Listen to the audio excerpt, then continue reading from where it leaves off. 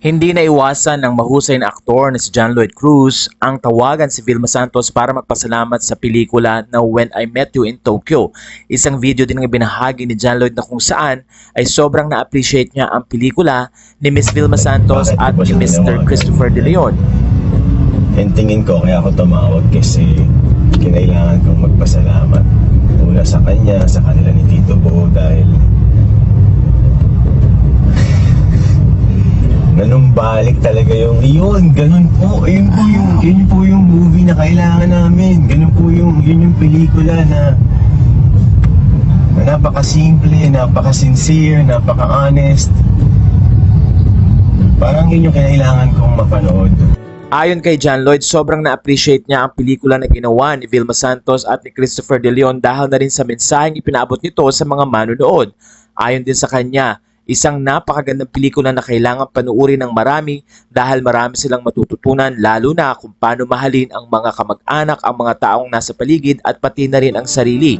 Hindi ka pwedeng magpanggap na alam mo na paglabas mo ng sinihan, doon ka, papunta ka doon sa daan, patungo sa susubukan mo maging mas mabait, mas mabuti sa kapatid mo, sa mga pinsan mo, sa mga tita mo, tito mo, sa mga kamag-anak mo, sa mga kaibigan mo, sa asawa mo, sa mga magulang mo, sa akin, sa'yo, sa sarili mo, di ba? Basically, sa lahat ng tao sa paligid mo, sa buhay mo. Hindi man daw gumamit ng mga ilang effects pero sobrang tusok sa puso ang mensahe ng nasabing pelikula. Kaya naman bilang pasasalamat sa nasabing obra, ay hindi nga napigilan ni John Lloyd na tawagan si Vilma Santos at personal na magpasalamat at sabihin ang kanyang nararamdaman sa nasabing pelikula. At tila dahil dito, nagbalik kay John Lloyd Cruz ang ilan sa mga bagay na pwede niyang gawin at ito rin ang tila paraan niya para ma-inspire muli na gumawa ng pelikula at muli ngang makita ng mga fans sa big screen. Ayon sa mga fans, natutuwa sila na nagkaroon ng realization si John Lloyd Cruz dahil namimiss na rin siya ng mga fans na makita siya at mapanood hindi lang sa TV kundi na rin sa big screen. At dahil dito, maraming mga fans ang gustong mapanood muli ang pelikula na When I Met You in Tokyo na kung saan nga ay nanalo bilang Best Actress ang star for all seasons na si Vilma Santos. Ang ganda naman ng sinasabi nila eh. Di ba? Hindi siya nag-pretend na isang highfalutin na kailangan mong magbuklat ng diksyonaryo para maunawaan mo yung pinapanood mo.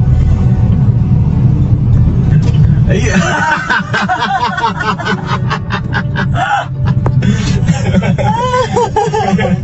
Hindi, di ba? Kaya siguro